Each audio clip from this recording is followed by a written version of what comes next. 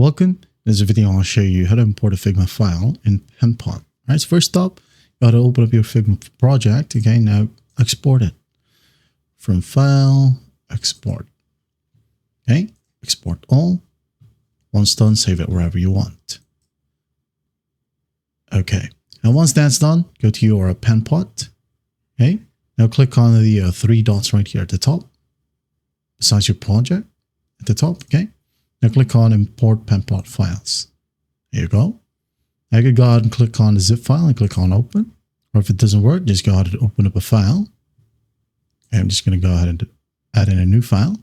Now go to Assets right here at the top left. Go to Components. Go on plus sign. Now select all. We have here the zip file. Unzip it. Extract. Wait for it. Now when you go ahead and change it to custom files, these Figma files will be available. Okay. Hit on open and it will be added. That's basically it. Now you can go ahead and move it however you want. That is basically how you import a Figma file to Penpot. Well, I hope this video helps and I'll see you in the next one.